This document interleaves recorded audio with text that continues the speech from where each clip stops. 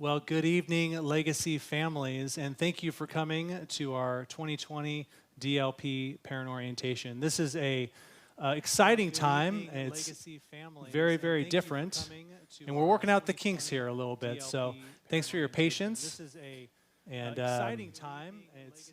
hopefully you can still hear me. I got a little bit of echo here in the NPR.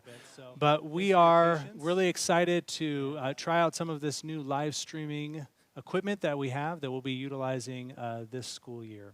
So this is our parent orientation, and I appreciate you all being flexible. Obviously, we are in very interesting times this school year, and we are trying to make adjustments, and everyone is seeking to address things creatively and appropriately. So we want to be able to give you information in a multiple ways, whether that's through our email notifications, maybe some of our quick updates in our app, and then also tonight through this video. So just sort of a little bit of a opportunity to say, before we begin, I want to welcome our new families. So if you are new this school year, I want to say a special thank you to each and every one of you for choosing Legacy and partnering with us and allowing us to partner with you for the development of your child. We consider it a joy and a privilege to come alongside your family and educate your child. And I can't wait to meet you very, very soon. And we're hopeful that we'll be able to reopen very soon. But thank you for entrusting us with your child during this time. And a special note to our kindergarten parents. Generally, on an annual basis, we'll have a new kindergarten orientation where we talk through some of the helpful things to know as you come to school for the very, very first time. We want to provide that information to you as well. Myself, our Associate Head of School over Academics, Stacy Zorchek, and our Associate Head of School for Activities, Garrick Moss, we will be putting together another recorded video for you to view as you anticipate the start of the school year, and then also that anticipation to full campus, on-campus learning, and we want you to feel equipped.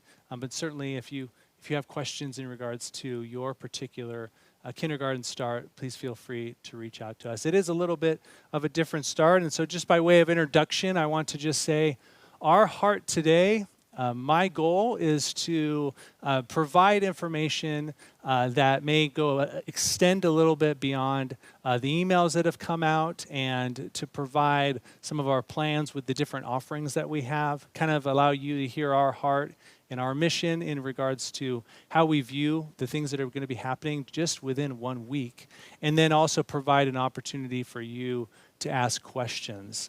So before we begin, I want to take a look at just our 4 guiding principles that we set out really at the springtime as we anticipated returning, and now that looks a little bit different for us, but really the 4 guiding principles have not changed. So first of all, we want to ensure that we are honoring God and honoring the authority.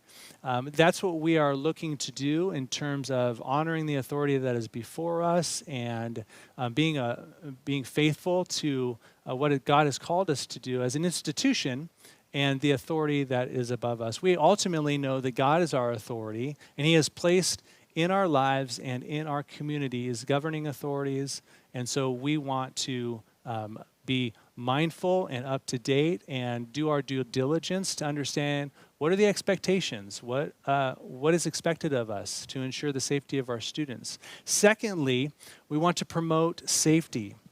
So that's very, very simple in the idea of it, and we have been promoting safety for many, many years. And so a lot of times we've considered our safety in regards to the physical safety, the emotional safety, and now we're looking at a different type of health safety concern that we've educated ourselves on. We've looked at different guidances and really done, as I said, our due diligence to ensure that now we can ensure student health safety as we welcome students back onto our campus at all of the appropriate times. Next, it's always our heart to be improving. If you know anything about Legacy, we pursue excellence. So being able to pursue excellence, which is our fourth point, involves us evaluating ourselves. What have we done well? Where are areas that we can improve? Receiving feedback humbly. Those are things that enable us to maintain a position of pursuing excellence and carrying out our mission for our families here at Legacy. So those are our four principles. With the maintaining excellence, I would just say that no matter the avenue in which we deliver education, we want to do it in an excellent way. Because again, that goes back to our first point. We honor God with our excellence. So that's what Legacy is about. That's our four guiding principles. And tonight, there are a couple of topics that I want to make sure that we cover. So the first topic that we're going to be looking at is the topic of health and safety. What are the protocols? What are the procedures? What are the things that are sort of new in some sense when students return to our campus? In a lot of ways, what are the health and safety practices that have just become part of our life now, whether we go to a business or try to go into a restaurant or even just walking amongst the community? There's certain healthy practices that have become a part of our life that we want to continue to promote here and ensure that we're practicing those at an educational level and then just being responsible. Next, we want to talk and give a clear understanding of our child care and how that's going to operate. Following that, I'll talk about our DLP 2.0. And then we'll take some time to talk about our Discovery Camp. So each of those, really all three, will be summed up in any given day once we start school next Wednesday. But I want to take each component of that and look at it separately. And then we'll give an update on our reopening. Our reopening plan is available on our website, easy to view. We've talked a lot about our reopening plan, and we're eager to implement it. In a lot of ways, we've implemented it in our summer Discovery Camp already. We're implementing components of it here with our Discovery Camp and our child care, but just kind of giving you a little bit of update on our reopening.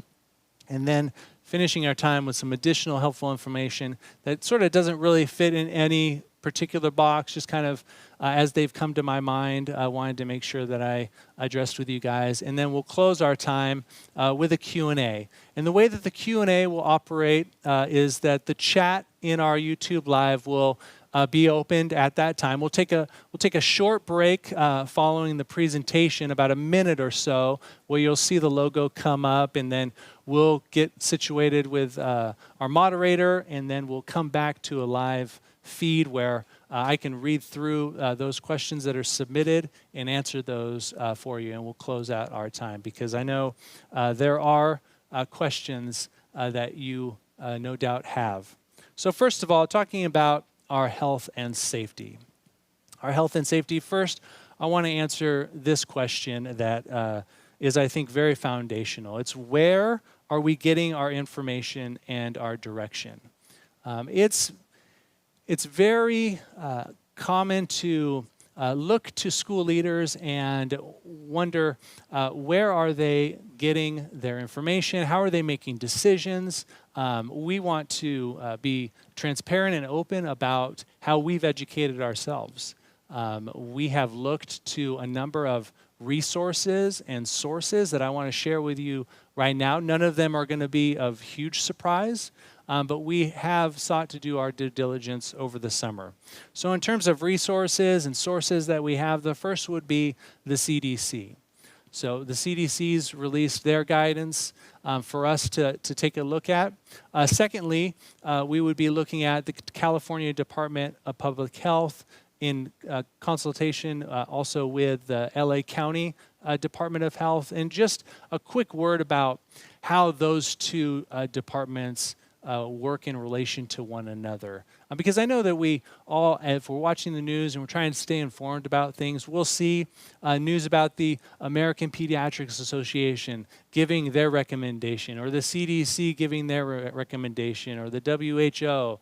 And then the California Department of Health will come out and release their recommendation. But ultimately, with us being in LA County, we have to wait until LA County releases their guidance and reopening plans for whatever particular business or organization is within the county. So we understand how those organizations work, those departments work together.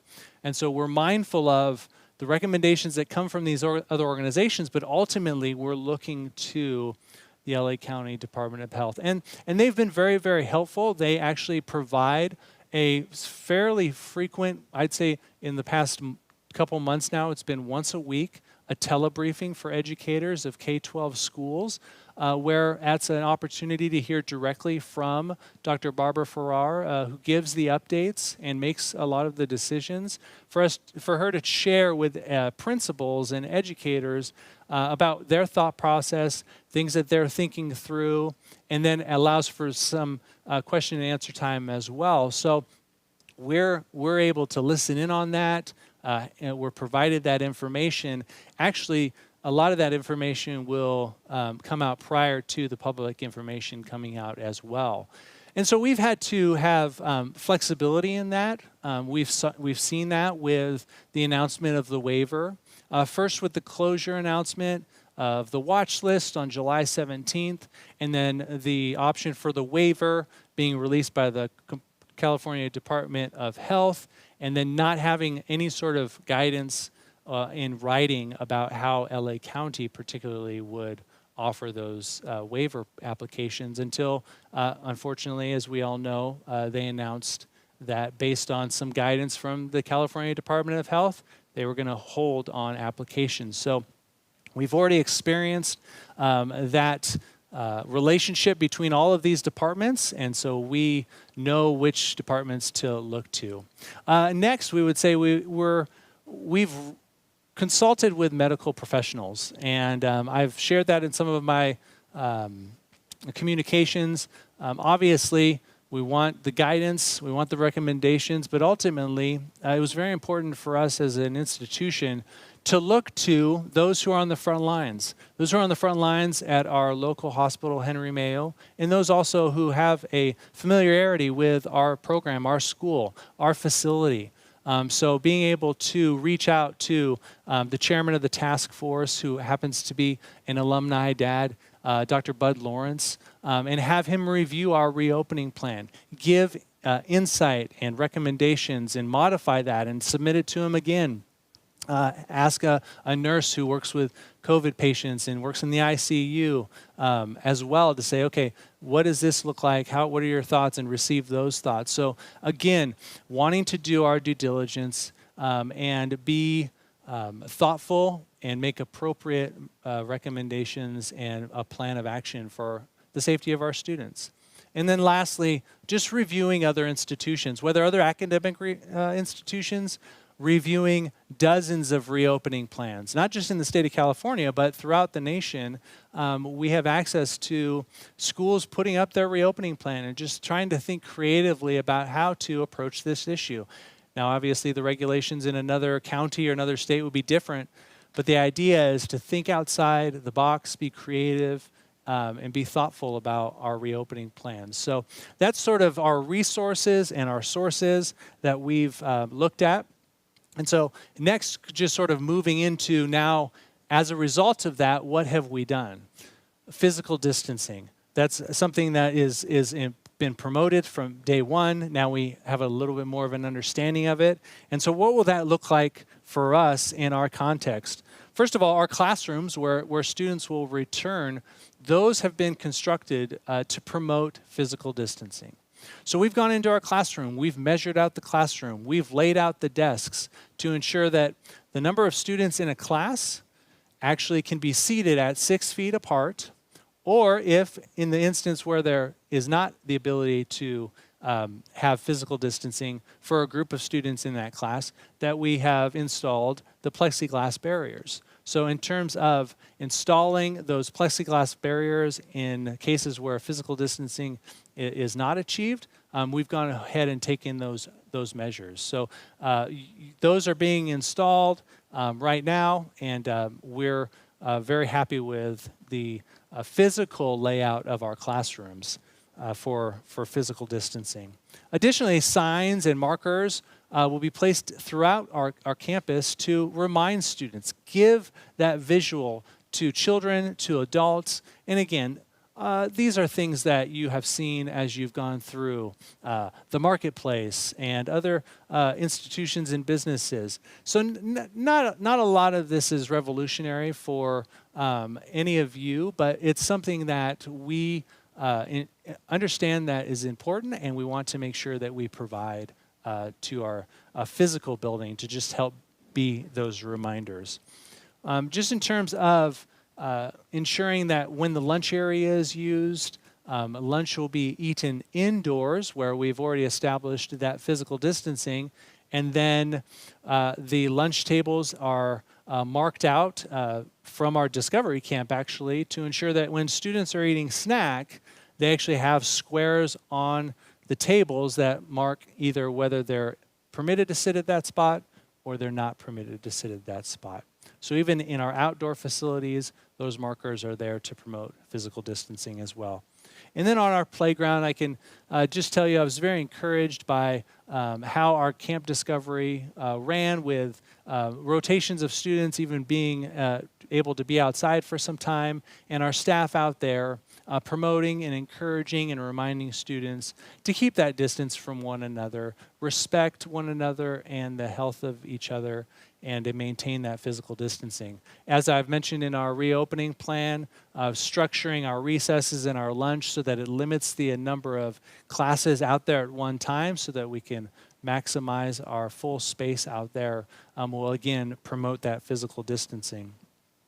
And next I want to just talk about our cleaning and our disinfecting. So in terms of what to expect in our facility being cleaned, touch points in the classroom will be regularly sanitized throughout the day. So our teachers will be cleaning and sanitizing those regular touch points. So the desk, the doorknob, the chair, shared items will either be eliminated or limited and sanitized before and after use. Now again, in terms of these protocols, I want to remind us again that as we look to our resources and sources, these guidelines and these recommendations come from LA County Public Health on reopening a school or a facility where children are at play during the school day. So playground and outdoor equipment will be sanitized between stable group usage. Stable groups would be a group of students who stay together for the majority of the time that they are here. So as they go out and then they come back into the classroom, our staff will spray down the playground equipment. Any outdoor equipment that's been used will be sanitized before that next group comes out to ensure that that equipment is safe and children's health is intact. The facility will be cleaned daily, and then we've, as was our practice before we went on our stay-at-home order in March, we will keep up with our outside company doing our monthly deep clean. So in terms of other healthy practices, there's a lot that we can do in terms of promoting physical distancing, washing and disinfecting, but ultimately there's a personal responsibility that all of us have to maintain healthy practices. And so these healthy practices are for our staff and for our families and our students. And as we've been meeting the last couple days, I can tell you we've walked through our COVID policies and procedures as a staff. We've walked through the information that we're going to talk through with our DLP. We've had a COVID talk with Dr. Lawrence, who came by and spoke to our staff to just give an understanding of the virus itself, how it manifests itself, the experiences that they've had at Henry Mayo, and just the impact of COVID-19 on our community and how we should view that as educators in our context. And so all of that's been very, very helpful, and it informs us as staff, and hopefully it informs you as families to just be mindful that so much of what we're talking about is personal responsibility. As we partner with you and you with us, we're entrusting that you will practice safe, healthy practices as you are entrusting that we will practice safe and healthy practices. So the first is obviously, if you are sick or your child is sick, we would ask that you would stay home. A lot of times there's a tension there. Prior to COVID-19, there would be that tension of, maybe just give the kid some medicine and send him on his way. He'll be fine. Just get him maybe through a good part of the day. We want to discourage students, staff, anyone really from feeling sick and still coming to our building. The risk is not worth being in child care, being in discovery camp, and when we reopen, being back in class. I would say to any parent, take the absence. We will get you the work. Your teachers will work with you. The important thing is that your students stay home, rest, drink lots of liquids, take that time to get well, to ensure that there's nothing more serious, and that it's just perhaps just a cold. So just be mindful of that, and we thank you in advance for keeping your kid home if they're sick. We're going to promote frequent hand washing. Hopefully that's a practice in your home already. So just as students come into the classroom, as our staff come into the classroom, okay, we're going to wash our hands. We're going to do it for 20 seconds. And we're going to get it really, really clean in there. And so educating the students as they come on campus that that's a regular, healthy practice. So a lot of this is just personal education that hopefully over the last 6 months have sort of start to become healthy habits for us as well. Hand sanitizer is always been in our facility and encouraged, but now we've reinstalled into our classrooms and a number of the main hallway areas the no-touch dispensers as well. So students and staff will be encouraged to use that no-touch dispenser as well. Next, just in terms of reminding students, now this is sort of an interesting one because when we start to talk about face coverings, it sort of creates that understanding that, well, if they're wearing face coverings, it doesn't really matter how they cough. But the reality is that a cough or a sneeze through a face mask still can allow those droplets to go through. So practicing going for a tissue would be the first preference, but we also know that even if we have tissue boxes throughout the classroom, a sneeze or cough may come on. So teaching children and staff to cough into the inside of the elbow, sneeze into the inside of the elbow. Again, nothing revolutionary in terms of newness of information, but those are the practices and encouragements that we're going to have for our staff and for our students. Next, looking at healthy practices, we would be encouraging that maintaining physical distancing just to the point where it's on the student's mind, it's on the teacher's mind. As we walk through the hallway and we make our way out to recess, or we're heading down to the Discovery Lab, there's a blue tape along the center of our hallway, and there's arrows that promote the one-way traffic. And so the reason that's there is so that we can promote physical distancing. And as you walk, you're giving that space between the person in front of you and the people behind you, and just being mindful of maintaining physical distancing. And the biggest education for our students, especially our younger students, will be while they're outside. And so being those reminders, using opportunity for positive reinforcement, even recognizing within our Character Caught program to celebrate students who are very mindful and thoughtful of in caring of their neighbor and their friends. So just in terms of healthy practices, avoiding handshakes and hugs and physical touch. I know the elbow bump is really popular now, but high fives, handshakes, all of those we would encourage students and staff to avoid. And then lastly, refraining from touching your eyes and your mouth after touching any sort of surface. So those are just part of your own personal practices that we hope will become habits as students are here. A quick word about face coverings. Face coverings is a very polarizing topic. And at the end of the day, we want to ensure the safety of our students. And so the requirements that have been communicated to schools and to businesses in LA County right now is that face masks are required. So face masks will be required in all common areas. For our teachers, they will have the opportunity to use face shields with the drape affixed to the bottom while instructing the students in the classroom. For our enrichment teachers during Discovery Camp, for our classroom teachers when we reopen. But even in common areas, when they step out of their classroom, they'll substitute that face shield for an actual face covering while they're walking along the hall or in the resource room or just going about their business. The face mask exemption for the students will be available, but even within that, we would require the students who have the exemption to then wear the face shield with the drape underneath. And that's something that we walked through with our Discovery Camp kids. And so just a word of encouragement for any of you who are concerned with the child wearing the face mask for a long period of time or having a problem pulling the face mask down. And it's been a battle in your home throughout the summer and you just don't think that your child will wear the face mask. You don't think that they should wear the face mask.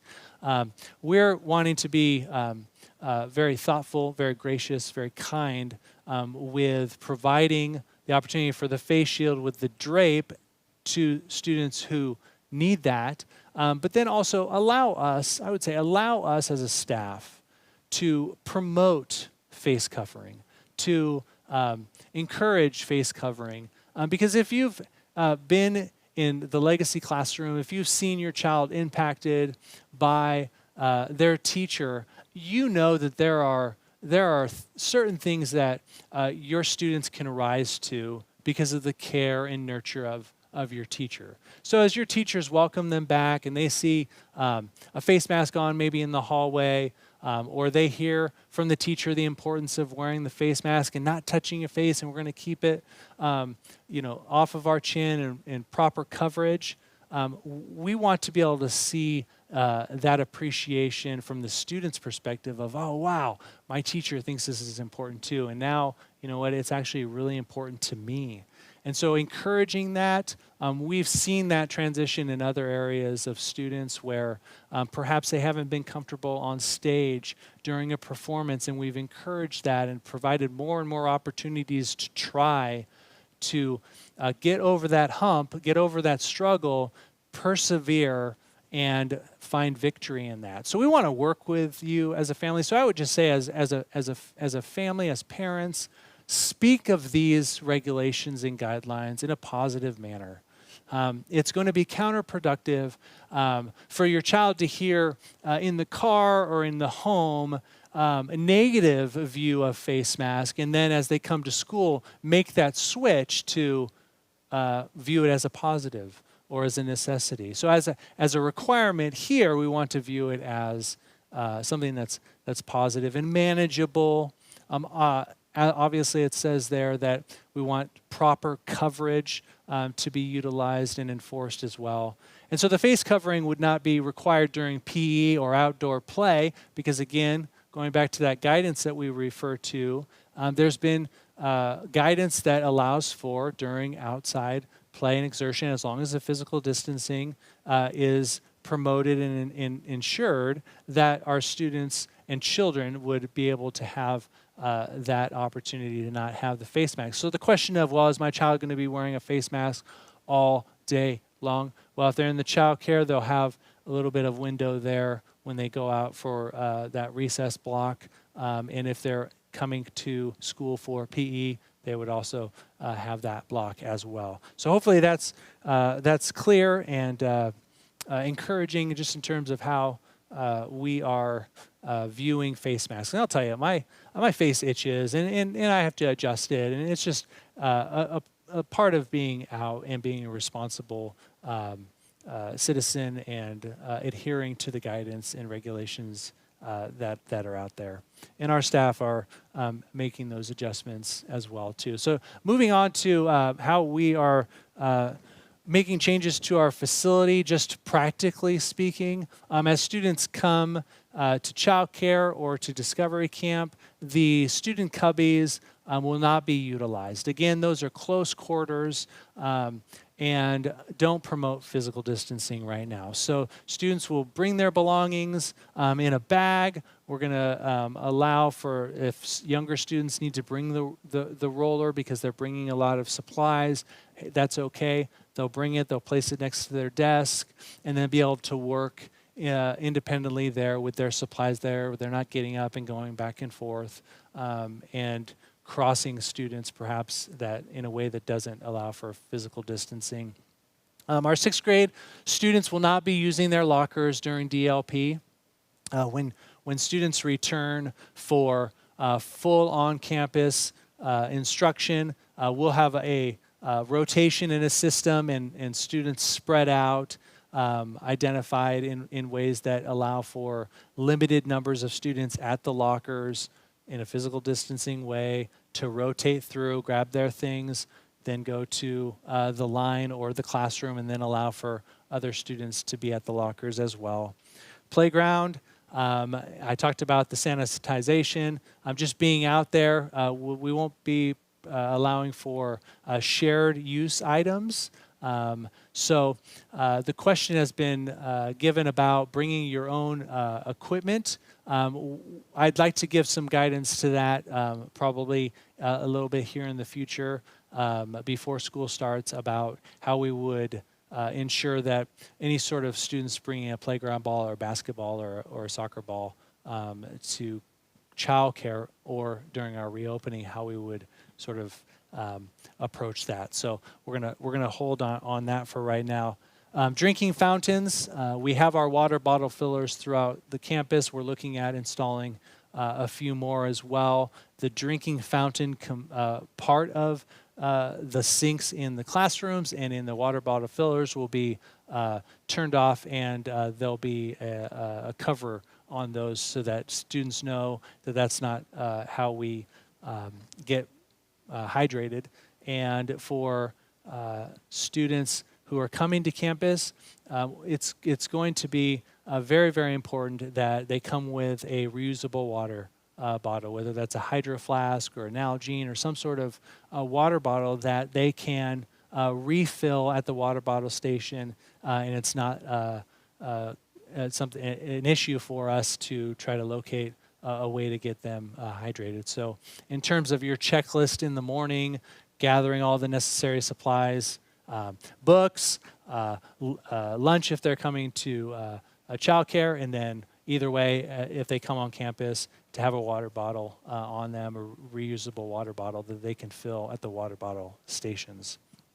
Ventilation, this week we have our air conditioning being serviced and new filters being put in, and we're talking about a schedule where windows would be opened and how we would promote a good ventilation in the classrooms throughout the day as well. Obviously, right now, with the heat being what it is, with the smoke being what it is, it would be safer to run the air through the AC and run it through the filtration system rather than open up the doors. But we want to ensure that we have good ventilation in the classrooms as well.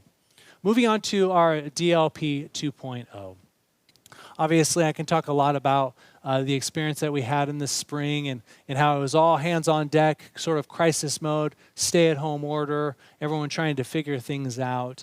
We really appreciated your feedback on how we managed that situation. We spoke with our teachers at the end of the school year. We compiled all of those notes. We evaluated our program, and we looked ahead to putting together a DLP 2.0 and really anticipated putting it on the shelf for a possible stay-at-home order in the future, maybe during flu season this fall. But thankfully, we were prepared in many ways to move back to that. Even though we didn't anticipate starting the school year off, we're very happy and eager to start our school year off with our DLP 2.0. You saw some of those highlights in the video that we released. But just talking a little bit more practically about that for the school day, I would say prior to your arrival, you'll be given instructions on how to utilize the app, as a family to go to your students' information and acknowledge that you've read through the personal health screening questions, and you can acknowledge that you can answer those and be on campus. Excuse me, and then you would take your child's temperature at home prior to leaving. And again, we talk about if you're sick, please stay home. If your child has a temperature, please stay home. It'll save you a lot of trouble and probably a lot of frustration instead of driving up to Legacy and then us taking the temperature before they enter the building and then having to call and say, your child has a temperature, they're in isolation, and we need you to come and pick up. So health check, a temperature check, those are going to be administered at home. And again, the guidance from the Public Health Department is that those things can be done at home. So entrusting that process to the family in the home because they recognize, practically speaking, how to go through and walk through the checklist on campus with schools much larger than ours would even have a lot of difficulty with that. So I'm going to put the health screening questions on the screen for our families who were in our Camp Discovery. They're very familiar with these questions. These questions come from Department of Public Health, the CDC, and just acknowledging personal health, exposure to potential or confirmed cases of COVID-19, or travel. So those questions will be what you are answering and then clicking on the app. Our staff is doing the exact same thing. So in terms of the child care component of DLP 2.0, as I stated in the email over the weekend, this is intended to be needs-based. We want all of our students to experience the quality of a legacy education through our DLP 2.0, but we also recognize that depending on the working home, there may be need for childcare. And so there's a couple different options for a family. Find outside childcare or go through with the school's childcare offering. And I can tell you right now that we have not yet had to turn anyone away for childcare on the needs-based criteria of the families that would receive childcare. So I am very appreciative of families acknowledging the need being the priority, as I can understand that students, a lot of them and a lot of families want their students back on campus, and that day will come, and we're very excited for that day to come. But in terms of providing that childcare and being respectful of the needs of others, I thank you that the numbers reflect that that's a needs-based childcare. So in terms of those utilizing that, we would say you can arrive as early as 7:45. Be thoughtful that by 8:05 you should have your kid on campus so that they can enter into the classroom, they can get situated and ready, so that right at 8:15, when the school day starts for the students, they're prepared. So really work at, we gave that window of half an hour to allow for family work schedules.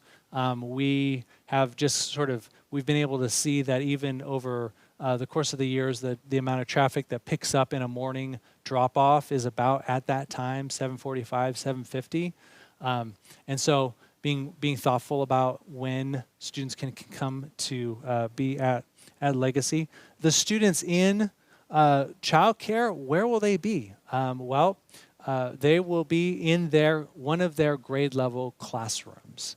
So we know that those classrooms have been measured out and can physically accommodate students with the physical distancing measures in place. And so as students come to childcare, they will go through the side gates, either the K side gate or the far gate by the lunch area, and they'll make their way to the back where they can remain physically distanced. There'll be some markers out back where they can line up for their class, and then their assistant will come out and take a temperature check of the student to ensure that they in fact are healthy enough to enter our building, and then they'll be taken into one of their grade level classrooms to start the childcare. The other grade level classroom will be dedicated to our 2 teachers who will be teaching their content from that classroom.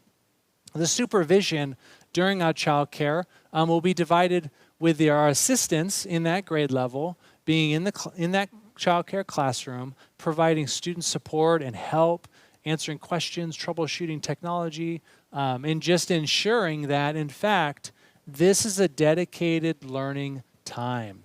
So whether students have their headphones on and they're listening to their teacher, or they're working independently, the assistants are there to provide that classroom environment. And then our counselors will be out on the yard as those times for recess and for that lunch. And then in the enrichment check-in time block, we'll provide that supervision there as well for students coming onto our campus.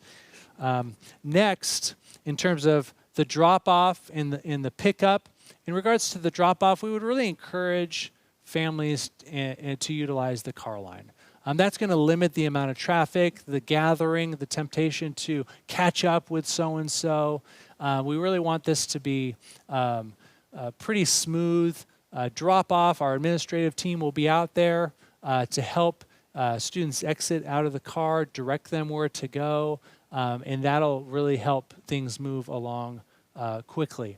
And then as enrichment blocks end and students are dismissed, they'll be walked out to the front and then given to the parent there as well. Again, the car line would be preferred for just, again, limiting that gathering in the parking lot, where all that we're trying to do to ensure the safety of the students could really be compromised by a large gathering in the parking lot. So thank you for being mindful of just even that. The room layout in terms of physical distancing in regards to the camp discovery and where those camp enrichment classes are going to be, each of the classrooms will be already set up as a classroom. So we'll talk about where the enrichment locations are going, but in terms of the setup in the classroom, the room layout,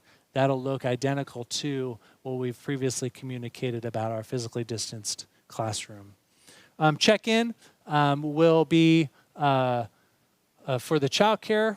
For those students, they'll make their way to the back, and then when they walk up into the line for their class, they'll check in with their assistant. As I've said, they'll take their temperature and then direct them to come into the classroom and get prepared. So in terms of the schedule for childcare, again, that starts at 7:45 and will go until the enrichment block. And then parents have the option, depending on the grade level, and there's a lot of different schedules for each different grade level. There's some overlapping. We know that some parents are going to utilize the childcare and then pick up right after the enrichment. So just in terms of providing that schedule to follow and mirror the regular school day. So what a child at home is doing during the morning time is what the child on campus is doing as well. So there's not going to be extra playtime or extra gatherings or any sort of special events on campus for children in childcare. We are providing a schedule and a setting that mirrors the classroom environment and would be the same for the student at home. Now, the student at home might have the benefit of being in their PJs, but that's a different topic.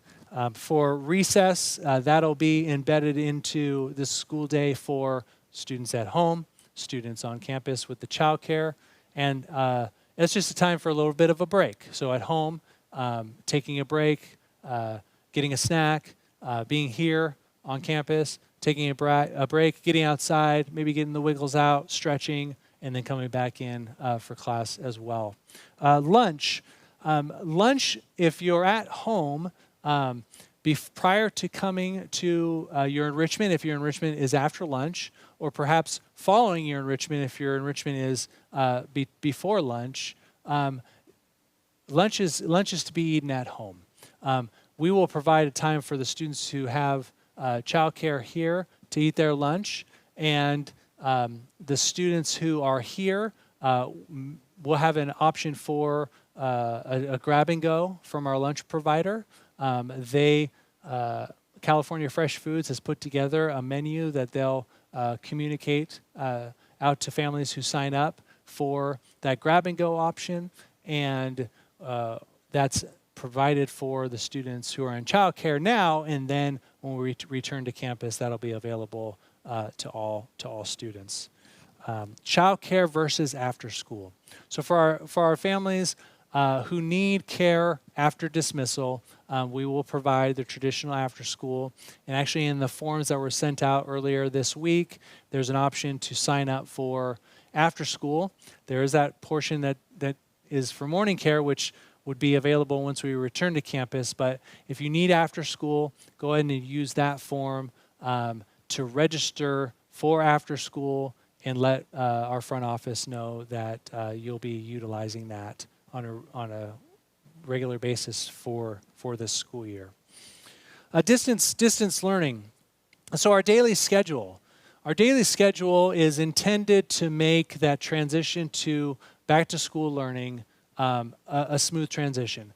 When we closed on March 13th, we took 2 days, and just 2 days, to close, prepare, allow parents to come pick up their supplies, and we hit the ground running. We made that change so quick, and it was so well received that we were ready to make those changes. On the flip side, now we're on DLP and we want to make that transition to reopening as quickly as possible. And we want to be positioned to be able to make that change the following day. So if we get our waiver application notification that, yes, you are permitted to open under your reopening plan, we'll notify our families. We will state that the following day we are ready to go. Please, we're going to go ahead and launch into on campus. And so our daily schedule now mirrors to a certain degree those that framework of a regular school day. So in regards to some of the enrichments being at different times, we tried to keep that consistent. And when we return to campus, that schedule for the regular day will kick in. But we've tried to create a schedule that creates a little bit more of an understanding of, hey, from 8 to 3 or 8 to 1:45, this is a time for school. So that's what you'll see in our daily schedule. For our teachers, being in the same classroom, we are creating teaching teams between the two teachers. So our teachers will teach in tandem to your students, and that will look different at every grade level. But essentially, they will work as a team to deliver whole group instruction through the video means that we have, and they will be providing either alternating instruction or departmentalized instruction, depending on their grade level and depending on their team, so that all third graders will see some instruction from Ms. Kolstad and some instruction from Mrs. Miyamoto. And then with the small group Zooms, those will be dedicated to the teacher who is in that individual that has that individual class. So that will be where a little bit more of a individualized personal care will be able to take place on a regular basis within those Zoom times.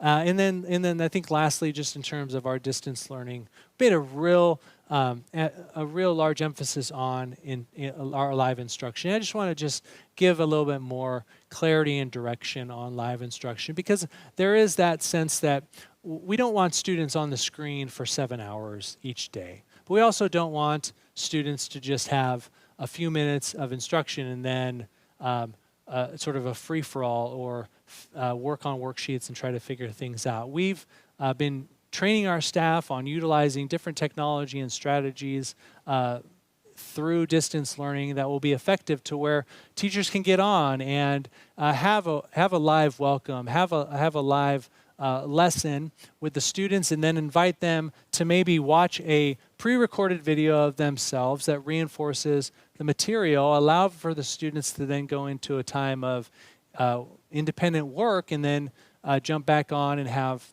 some of that reinforcement, checking for understanding, assessment of the students. So we're going to be implementing a lot of different strategies that have been proven to be effective for young students, older students, distance learning, and then even just person-to-person strategies that do also translate to the technologies. Discovery Camp. The Discovery Camp is our enrichment courses, and that's laid out in our schedule. So you'll see that. Our enrichment teachers, just in terms of their locations, we're going to have our students go into our Discovery Lab, and we're reconfiguring that room, as we've stated with all of our other rooms, to promote physical distancing. They'll get that lab feel. They'll see Mr. Anthony or Mrs. Del Rosario. But our other enrichment teachers will rotate into the grade level classrooms. And so our music teacher, our art teacher, our Bible teacher, they're going to be rotating through and go into the 4th grade classroom. They'll go into Mrs. Meister's classroom. And since our classrooms are already structured and ready to receive students in a physical distancing and safe way, he can teach in that classroom, and then students who are either coming for that enrichment time or students who are with all of 4th grade during childcare will be dismissed to their classes for that time. And we'll go ahead and facilitate all of those rotations. So on campus versus online, we're encouraging students to log on and watch the class. If it's safer, if it's best for your child to stay home right now during Discovery Camp, we understand that. And we're happy to provide the opportunity to be able to view the instruction happening. And each teacher may be able to allow for a time where the students at home, we're going to interact with you and get your feedback and your thoughts. There's going to be some flex within the teacher's lesson and schedule, how to involve the students there to the best of their ability. But we want the content to be the same for the students who are at home, and as the students on campus or online are getting the same education. In terms of the attendance, again, we want to structure this day to feel like a full school day. Our enrichment classes are effort-based, and so we allowed for that distinction of an NA to be awarded to students who struggle to get some of the assignments done for their enrichment courses, the can-do portion of the daily work. So if it's your desire that the students remain home and not sign on and not participate in the enrichment classes, that is a choice that each family will make. I would encourage each family to at least log in and view the classes so your child can be able to feel like he's participating in a full school day. But if students are absent, the teacher will reach out and try to gain an understanding of if this is the expectation for our time during DLP, so the teacher can plan accordingly, or if it was just a sickness or some other issues. Our teachers' videos will be recorded to be viewed later if it's a scheduling issue with your family. But in terms of effort-based grades, the attendance and the work done or the participation will be reflected in that effort-based grading for our students. So again, the NA would just be a distinction of not assessed during this time. It's not negative. It's just a qualification that for that time period, it was not assessed. And so we want to provide that flexibility for families. But I would encourage you to take full advantage of our Discovery Camp offerings. Within that Discovery Camp offering, you'll notice that there's a technology and DLP support time block. And what that's intended to do is to allow for our teachers to assess with each student maybe where they might be struggling. Maybe your student in your family is having a technology issue. My camera's not working. My microphone's not working. It's delayed. I can't see the teacher.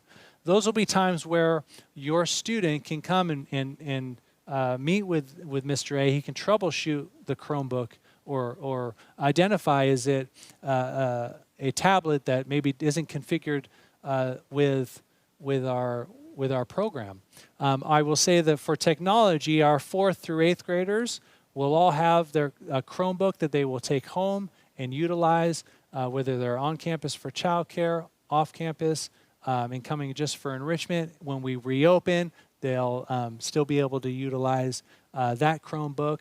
And then our lower grades will be utilizing classroom iPads, either classroom Chromebooks. If you do have a situation where you don't have access to a mobile device or a laptop that your child can use, please reach out to us, and we will help you in that regard. But it's just in terms of the technology support, and then also that block will be an opportunity for our teachers to evaluate ways to meet our students and support them. So if a student is really struggling with a concept, we want to allow for, during that time frame, for our teachers to step into a one-on-one time where they can support the student, maybe provide a quick assessment to the student, and just kind of see what does the student need, either instructionally or otherwise. And so that will be an opportunity for our teachers to have a little bit of face-to-face with the student, masks and physical distancing, obviously, but allowing that area for our teachers to sort of be able to rotate through their class on a regular basis in those blocks and utilize that, be purposeful with that to support our students. And perhaps there's a group of students, a small group of students that need to have a quick assessment or need some reinforcement. And so we'll have desks situated in our discovery hall where students can sit and the teacher can make their way around that rotation. So again, providing that personalized, individualized instruction and support will be utilized during that time. In the event of a COVID case, we have shared this in our reopening plan, but I just want to walk through it a little bit with you guys as well. So if a person, any person, their temperature is taken or midday, they just are not feeling well, and they come up and they have a temperature. Immediately, if they have a temperature, then we will give that person a surgical mask. So that's really important because that's the grade of mask that would be best for the student to use during that time. That person, the staff member, whoever it might be, place that on there. They might have the shield, but that's a priority for us, and we would place them in our designated isolation room. We would notify the parents immediately to come pick up the child and direct them to seek medical attention and be under the guidance of medical personnel and allow for the medical personnel to assess whether to administer a COVID-19 coronavirus test. Others who have been exposed within close contact will also, if they're identified immediately, we will remove them as well, give them a surgical mask, and notify the parents, and give specific direction to those families whose student or person was identified as having close contact with the case. We would also provide an all-school notification, just the facts. We're unable to provide personal information in too many details, but just to be able to say, hey, we've had a case of COVID-19, here's our procedures. So walking through, just notifying our school community of that. And then communication with the LA Department of Public Health.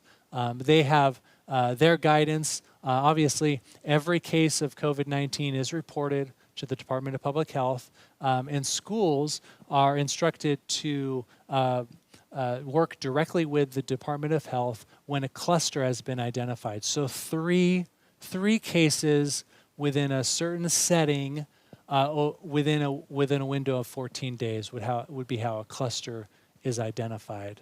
And so next, moving on to just thinking through understanding how close contact is defined. So close contact is defined as an individual who's been within 6 feet, so not physically distancing, with an infected person for a duration of more than 15 minutes and has also not been wearing a protective face mask. Okay, so if you think about times within our campus, and this should be very encouraging to families just in terms of the concern of a positive case at school and will my child be exposed? Well, in terms of close contact, if students are wearing face coverings while they're in our building, that really places a lot of the opportunity for close contact to then be out on the playground. But again, there's that 15 minutes. So our staff being vigilant to remind and encourage and prevent that length of time for students to be in close contact should really hopefully set us at ease about close contact with an infected person in COVID-19.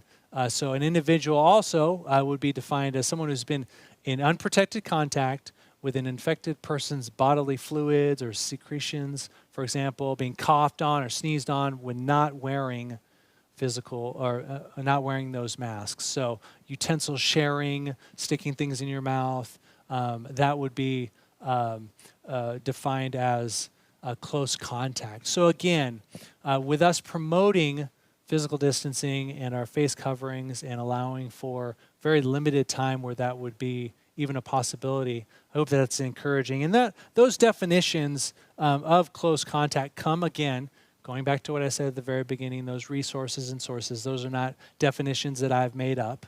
Those are the Department of Public Health. Just closing out, some other helpful information that I just wanted to make mention of. In terms of the students' dress when they come to campus, students will not wear their uniforms during DLP 2.0. Okay, so for childcare, for Discovery Camp, our teachers are going to be professionally dressed. They're in they're doing their craft, they're teaching, they're going to be professionally dressed. Students, as they come for childcare, Discovery Camp, after school, they will not be in uniforms.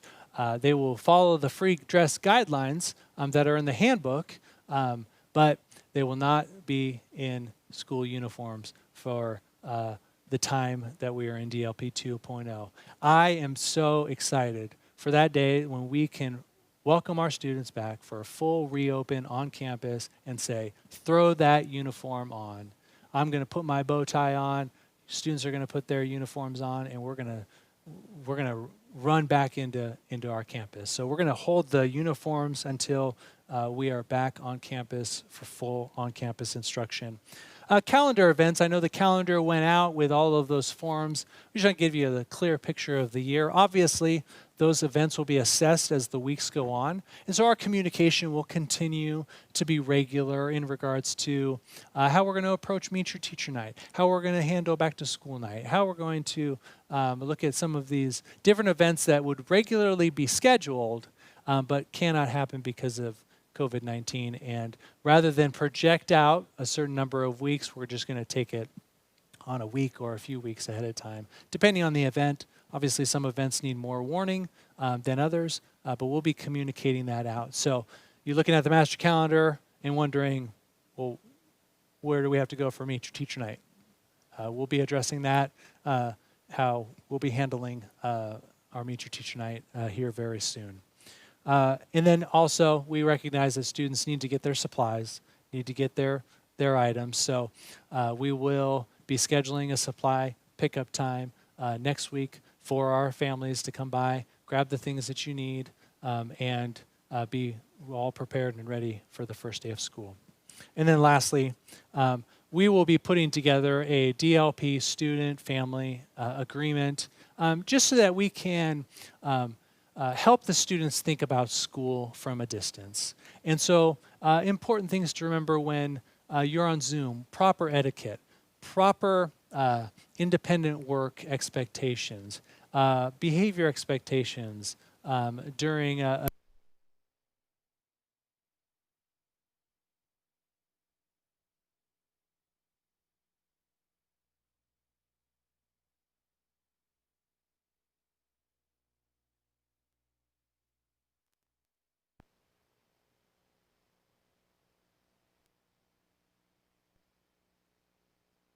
to sign it, and then you'll submit it to us as well.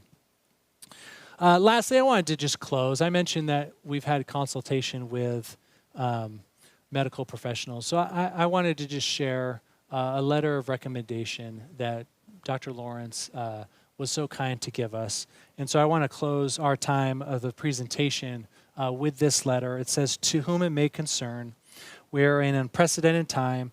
COVID-19 has truly placed our country, states, communities, and schools in the inevitable position of struggling to make important decisions with little to no data to guide us. Through research and preparedness, community leaders work tirelessly to put their best foot forward with the safety of our great population in mind." Matt Millett and really the entire staff at Legacy Christian Academy is one of those community leaders and leaders as an institution. He and his team, his whole staff, have been thoughtful and diligent in preparing for in-class instruction for their students. They have produced a comprehensive reopening plan that truly addresses every element of safety related to the COVID-19 pandemic. From daily screening to face coverings, playground procedures, they have managed to create a safe environment conducive to on-campus learning. As the chairman of the Henry Mayo Hospital in Newhall COVID-19 Task Force, I was asked to review the preparedness plan. I was able to work closely with Mr. Millett to confirm that all aspects of student, family, teacher, and staff were fully addressed. I feel that the outcome of this hard work is detailed and complete, controlling as many variables as possible. Most of all, the parents, students, and faculty at Legacy Christian Academy wish to return to an on-campus experience.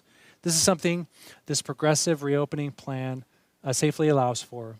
There are also appropriate contingencies in place to account for any possible COVID-19 related outcome. I certainly feel that Legacy Christian Academy has done their due diligence in making sure that their campus is ready to resume on-campus classes during the COVID-19 pandemic. Please accept this letter as a sign of my unwavering support for the Legacy Christian Academy's COVID-19 reopening plan. And then Bud has listed out his qualifications and credentials.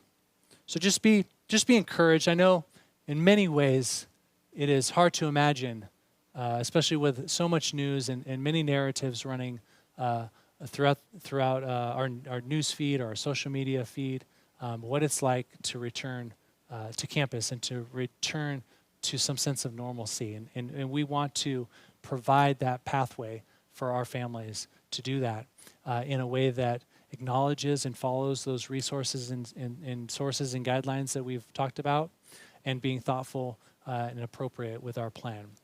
So hopefully our time with the presentation has been helpful. We are going to take a moment to get our Q&A ready. So you'll see the logo come onto the screen, and just give us one moment. We'll be right back, and we'll open up our time to some questions.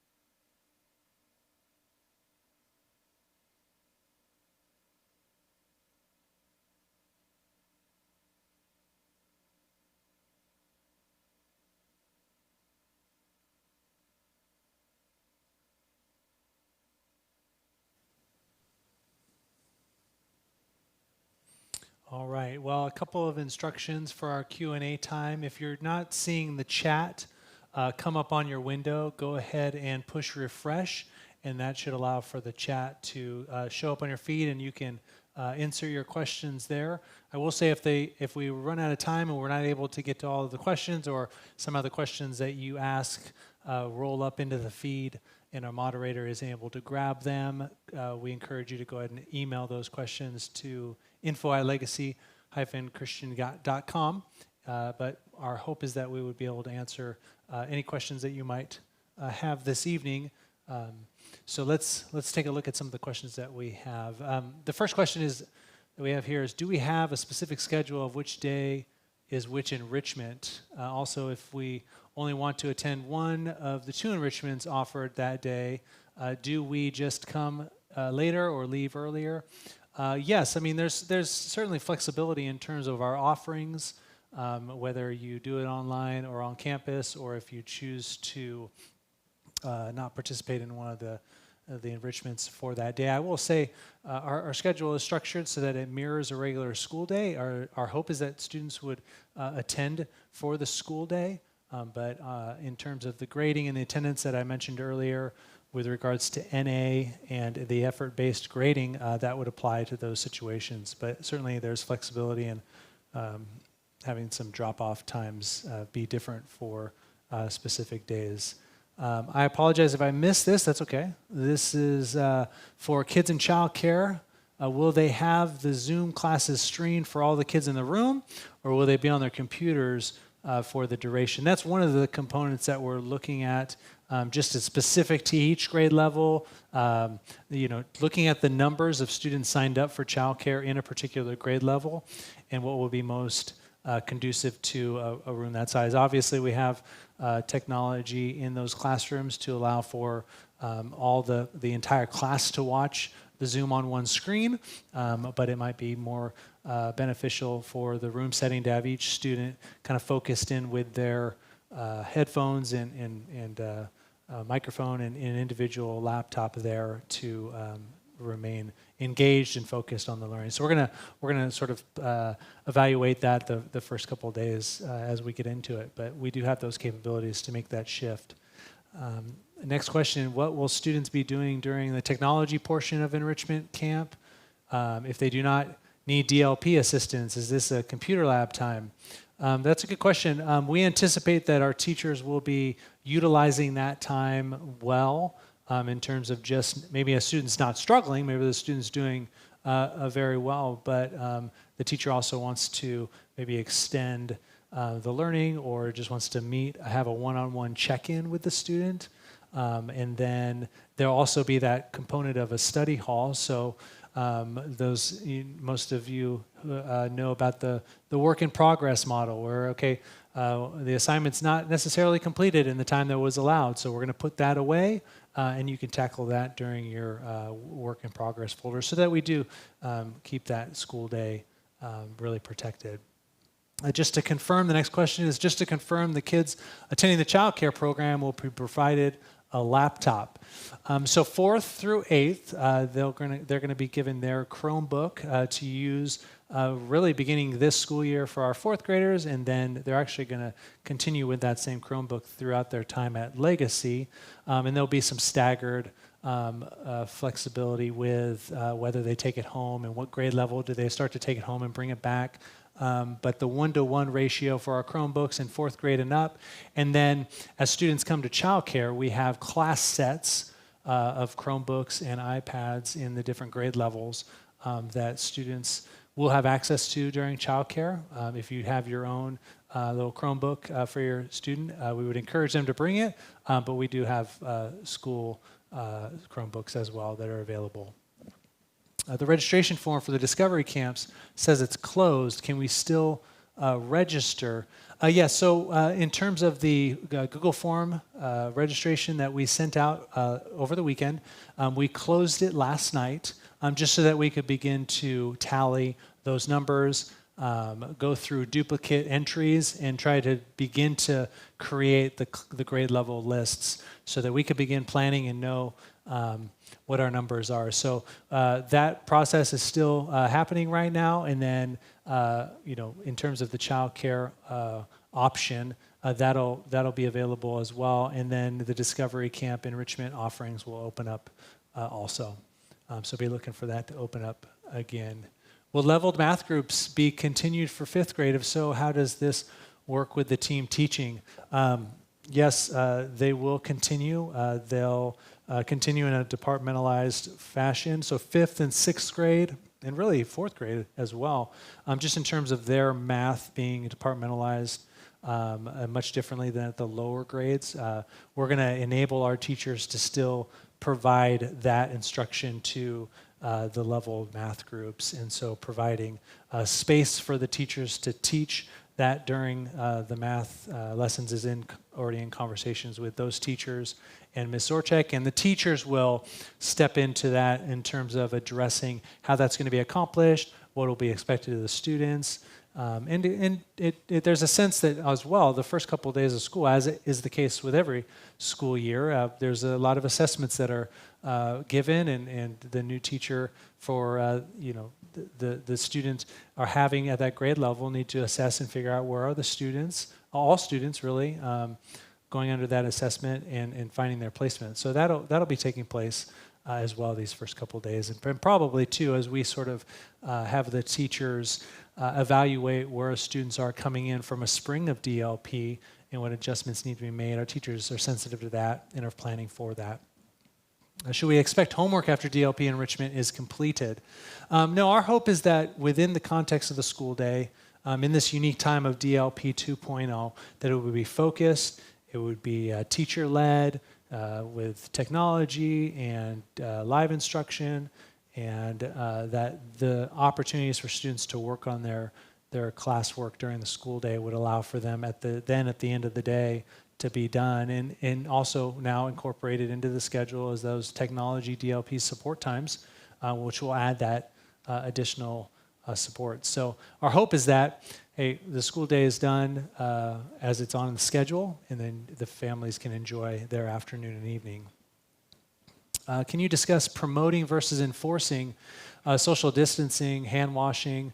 So promoting is more of a positive way to address, where I think all of us as parents can know that, hey, there's a certain dynamic within Legacy's classrooms and even within Legacy's walls where we watch our students, and I can say this as a father of 4, we watch our students fall in love with learning, fall in love with being in an environment that is positive, encouraging, and promotes a certain behavior and expectation where that may be a little bit more of a struggle at home. And so if we're honest with ourselves, sometimes we can feel as parents that, wow, my student actually behaves better for their teacher than they do for me at home, or they treat their classmate nicer than they do their sibling.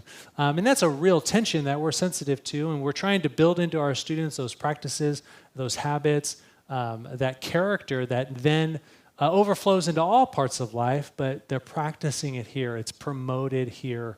It's celebrated here. So in terms of just the terminology, we're talking about promoting these things, and I would even say just in terms of the face coverings, you may feel like, it's such a struggle when I take my kid out to the grocery store. They're always playing with it and yanking it off, and we want to take it from a positive standpoint and just say, hey, we're going to promote it, we're going to model it, we're going to encourage it, and obviously there's guidelines and there's restrictions and there's an expectation that we will enforce that behavior and doing it in a kind and positive way. But we choose to use the word promote for that reason because it's in line with what Legacy is all about. Good question. Will you be sending class lists as usual? Absolutely. So be looking for those on Saturday, the class list and the schedules for the class with an introduction from your teacher. Get your family excited about that first day of school. And childcare, are we able to drop in if needed? How much of advance notice will you require? So in terms of starting the school year off, if you have a situation in your family that's, hey, I don't need it regularly, but I really actually need it for these couple days, or if I need it for this particular day because of something that's come up, go ahead and just email myself or Mr. Moss who will be overseeing the child care component of the day. Myself, Mr. Moss, I would say Mr. Gilbride as well. Any one of us to let us know, and we can work through that with your family. Now, what does sanitizing mean, and what chemicals are used? The sanitization is, again, going back to those resources and sources that we look at, the CDC has actually produced a list of sanitizers and cleaning supplies that they recommend for these different coronaviruses in this particular. Obviously, there's a lot of cleaning options out there, but again, we want to do our due diligence and make sure that we are using the recommended cleaners. So just in terms of the cleaners that we're using, we're pulling those off of the list of CDC recommended cleaners and sanitizers. So just getting the surfaces clean, making sure that if there's a recommended wait time after the sanitizers are used, we're adhering to that. But we just want to make sure that the surfaces and any sort of items that are being used or touch points are being cleaned. So in terms of cleaning the classroom, if anytime there's a new teacher coming in, or if there's students that are going from childcare in all one group into their separate classrooms, there'll be a regular cleaning that the staff member who's in that classroom is doing with those touch points and those touch points and those surfaces. So we've actually talked to our staff about that and gone through a lot of that training already this week. Should we send our kid who is attending childcare with all the supplies on the list? So the supplies that went out for the supply list is just a general list for the school year. The teachers, we're going to allow for the teachers to sort of inform that. I can mention too, in terms of even talking through some of the enrichments and their supplies, there may be some supplies that we want to provide you, maybe perhaps for art class, as Mrs. Harris decides that, hey, we're going to do this unit, and I know the students who remain home, I want to get them their supplies. They can come by and pick those up and be ready for class next week. The teachers will make it clear as to what supplies are regularly, daily required, and then ones that maybe can stay home until we actually start schools. And every grade level is going to be different. Obviously, there's certain things that at the upper grade are being utilized maybe later on in the school year. For kids in childcare, how will it be handled when there are things needed to be printed for that day? Will the assistants be able to provide those things? So the students who are needing to print something here will be able to print those here, and the students will be able to work on those. And I'll say too, just in terms of those students who are at home, one of the differences between the 2.0 and the initial DLP is when we were in DLP for the spring, we were experiencing a stay-at-home order. That's now not the case here with us for this season for the school year, but I would say if you are having trouble scanning items and using Google Classroom, and you're coming for enrichment, you can certainly bring the assignments that your child did and bring them with the child to have them dropped off in the classroom when they come. Or if you're not utilizing online Discovery Camp, then you can certainly still drop it off at another time during the school day. So, will the technology enrichment be only for support, or will there actually be computer class?